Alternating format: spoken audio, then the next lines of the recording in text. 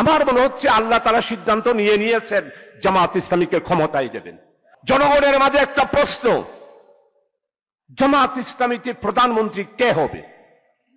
জামাত ইসলামীতে dozen dozen প্রধানমন্ত্রী হওয়ার যোগ্যতা রাখে। আপনি যদি এখন বলেন যে আল্লাহ আমাকে, আমি পাশ করবো, আল্লাহ এটা লিখকে ভালাইছে,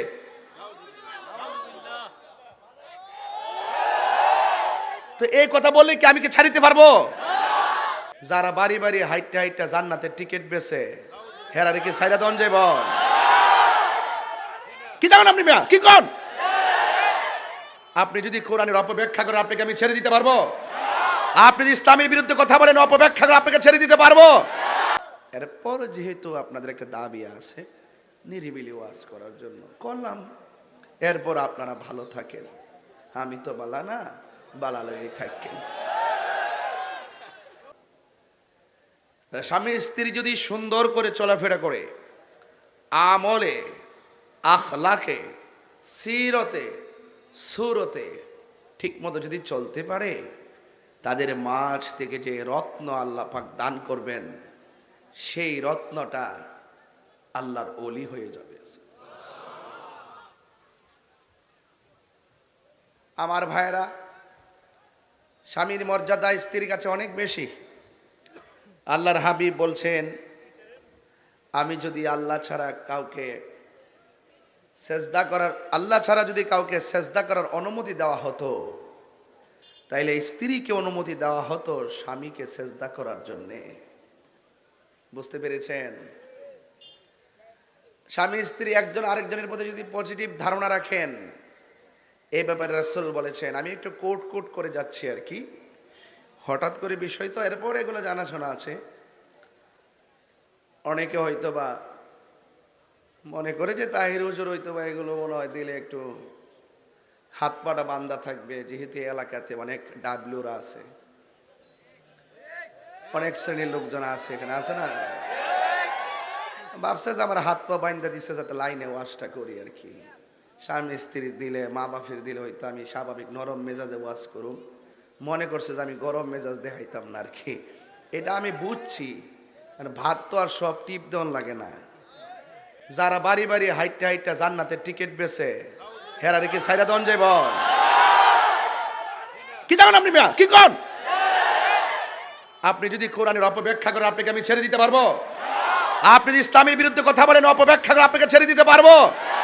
আপনি যদি এখন বলেন যে আল্লাহ আমাকে, আমি পাশ করবো, আল্লাহ এটা লিখকে ভালাইছে,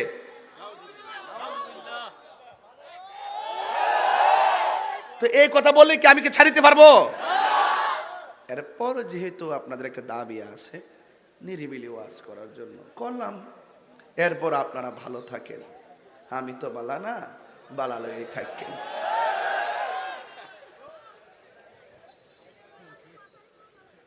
ভাল লাগে না? ছোট্ট একটা বাচ্চা কথারই ভাল লাগে, ভাল লাগতো তোমার মতো ছোট হইতে আসলাম।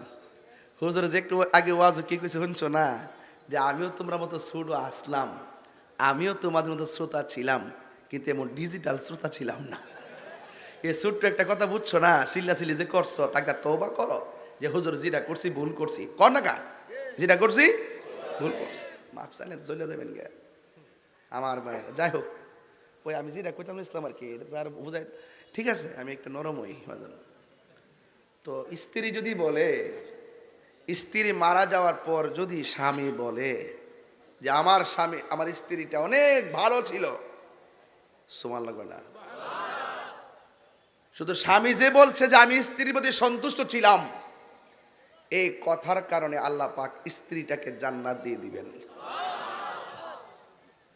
আর স্বামী যদি মারা যায়, স্ত্রী যদি বলে আমার স্বামীটা অনেক ভালো ছিল, আমি আমার স্বামীর উপরে সন্তুষ্ট ছিলাম, আল্লাহ পাক তার স্বামীটাকে জান্নাতবাসী করে দিবেন। রহিমা বলেন, আইয়ুব আলাইহিস সালাম বলেন, রহিমা তুমি আমার এত অসুস্থতার ভিতরে তুমি আমার পাশে এভাবে কেন লেগে আছো? আমি অসুস্থতা, শরীরটা পচে গলে গেছে, তুমি একটা কাজ করো, তোমার মতো করে চলে যাও। রহিমা বলছিলেন, স্বামী আল্লাহ পাক আমাকে আপনার উপর যে দায়িত্ব দিয়েছেন, এর 1 ইঞ্চিও আমি আদায় করতে পারি নাই। যদি চলে যায় রবের দরবার আমি কি জবাব দিব? জোরে কন্যা সুবহানাল্লাহ। আর আমার দেশের মধ্যে স্বামী যখন সুস্থ থাকে, টাকা ইনকাম করে, আর বান্ডেল বান্ডেল আইনা যখন বউর কাছে দেয়, মাশাআল্লাহ আমার জামাইটা আমার বিশ্বাস করে। আর যখন স্বামীর টাকা থাকে না, একটু অসুস্থ হয়ে যায়, দুর্বল হয়ে যায়, হাত পা অচল হয়ে যায়, এমন স্ত্রীর ইতিহাস পাওয়া যায়, সে স্বামীটারে অসুস্থ অবস্থায় ঘরে ফালায়া বাজারে গিয়ে আড্ডা মারে। কথা বলেন ঠিক না বেটে? সাবধান করে দিলাম, সতর্ক করে দিলাম, যখন তোমার কেউ ছিল না তখন ছিলাম আমি, এখন তোমার সব হয়েছে, পর হয়েছি আমি। স্বামী স্ত্রী শুধুমাত্র যৌবনের সময় পার করার নাম নয়। এমন অনেক বুড়া মহিলা, বুড়া পুরুষ আমি দেখি রাস্তা দিয়ে, বড়ুরার বাজার দিয়ে এক রিক্সা দিয়া যায়, পান একটা ভাগ করে খায়। 80 বছর হওয়ার পরও মহব্বত, এটার নামই দাম্পত্য জীবন। এটার নাম কি? দাম্পত্য জীবন। অনেক স্বামী আছে বড়ুরা বাজারে গিয়ে চাইনিজ খায়, বউর জন্য কিছুই আনে না, মাঝে মাঝে আনতে হবে। আবার অনেক স্ত্রী আছে জামাইরে ফালায় খাইয়া ঘুমাইতে, জামাই যখন শেষ রাইতে আসে তখন জিজ্ঞেস করে বাতাসিনি কো আছে, লয়া খাইলাও। এমন লোক আছে না নাই? সাবধান, এই কাজগুলা করা যাবে? আর যদি কাজগুলা করা যাবে না, এই জন্য আপনি খুব এই জায়গাগুলো, নিজের পরিবার, নিজের সংসার, এগুলো খুব সুন্দর করে তদারকি করবেন। আর সাবধান করে দিয়ে গেলাম, গ্রামের নাম কি? রাজপুর। এই রাজপুর মৃধাবাড়ির মানুষ জীবনে কোনোদিন সন্তানের সামনে স্ত্রীর সাথে ঝগড়া করবেন না, কারণ সন্তান ওই ঝগড়া দেখে সে ঝগড়া শিখে। তার সামনে গালাগালি করবেন না, সে শিখে। তার সামনে মোবাইল চালাবেন না, সে দেখে, কারণ সে একটা কাদামাটি। আপনারা স্বামী স্ত্রী যখন একজন আরেকজনের পরিপূরক হয়ে যাবেন, একজন আরেকজনের সঙ্গে যখন সুভাব তৈরি করবেন, এবং সন্তানের সামনে যখন আপনার আদর্শের কথাগুলো জানান দিবেন, এই সন্তান আপনার সঙ্গে নাফরমানি করবে না। এরপরে আসেন মা বাবার খেদমত। সন্তান হইলে না সন্তান মার খেদমত করত। আমার দেশেতে এমন অনেক সংসার আছে 12 বছর পর্যন্ত সন্তান হয় না, এরপরও সংসারে আছে। অনেক সংসার আছে না? আজকে আমি একজনে ফোন দিছে, প্রায় 11 বছর পরে, না আর একটু কম হইতে পারে, মেবি শিওর না, তবে 10 বছর আপ হবে। সন্তান নাই। আমার খুব ক্লোজ ম্যান, আল্লাহ পাক তাকে 2টা সন্তান একসাথে দান করছে। আজকে তারা জিজ্ঞাসা করলাম, কেউ এতদিন যে করছেন মিয়া, আল্লাহর কাছে আসেনিও? আছে। আর এইটার নামই ধৈর্যের ফল। আল্লাহ তুমি আমার দিলেও খুশি, না দিলেও খুশি, একটা দিলেও খুশি, 2টা দিলেও খুশি, দেওয়ার পরে নিয়ে গেলেও খুশি, কারণ এটা আমার আমানত নয়, এটা তোমার আমানত।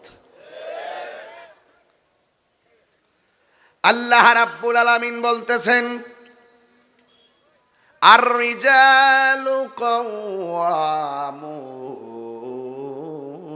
আলান নিসা।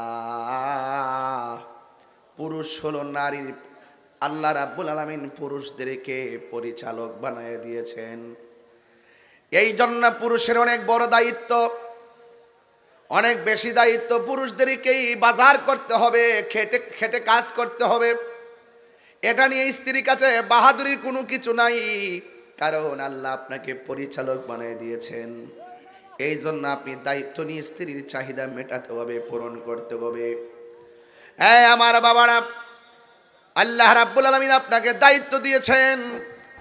যদি আপনি দায়িত্ব সুন্দর করে পালন করতে পারেন, স্বামী স্ত্রী যদি সুন্দর করে মিলে থাকেন, আল্লাহ রাব্বুল আলামিন আপনার মধ্যে যে সন্তান দিবে, এই সন্তান আল্লাহওয়ালা হবে, এই সন্তান তাকওয়াবান হবে, এই জন্য আল্লাহ রাব্বুল আলামিন আমাদেরকে অ্যালার্ট করে দিয়েছেন, ওয়াকাদা রাব্বুকা আল্লা তা'বুদু ইল্লা ইয়্যাহু ওয়া বিল ওয়ালিদাইনি ইহসানা।